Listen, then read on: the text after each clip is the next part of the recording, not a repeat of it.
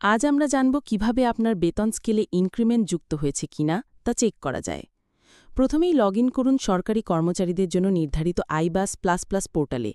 আপনার user ID এবং password দিয়ে লগ ইন করার পর বাম পাশের মেনু থেকে পেরোল অপশনে ক্লিক করুন। এরপর পে স্লিপ সিলেক্ট করুন। এখন দেখতে পাবেন একটি ড্রপ ডাউন মেনু, যেখানে মাস এবং বছর সিলেক্ট করার অপশন রয়েছে। গত মাসের এবং বর্তমান মাসের পে স্লিপ দুটিই ডাউনলোড করুন।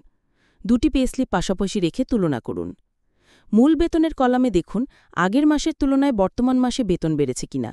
যদি বেড়ে থাকে তাহলে বুঝতে হবে আপনার ইনক্রিমেন্ট যুক্ত হয়েছে। সাধারণত প্রতি বছর জুলাই মাসে ইনক্রিমেন্ট যুক্ত হয়। আরও একটি পদ্ধতি হল পে স্কেল চার্ট দেখে আপনার গ্রেড অনুযায়ী ইনক্রিমেন্টের পরিমাণ যাচাই করা। প্রতিটি গ্রেডের জন্য নির্দিষ্ট হারে ইনক্রিমেন্ট নির্ধারিত আছে। কোনো সমস্যা দেখা দিলে অবশ্যই আপনার অফিসের হিসাব শাখার সাথে যোগাযোগ করুন। তারা আপনাকে প্রয়োজনীয় সহায়তা করবেন। বন্ধুরা, আশা করি এই টিউটোরিয়ালটি আপনাদের উপকারে আসবে।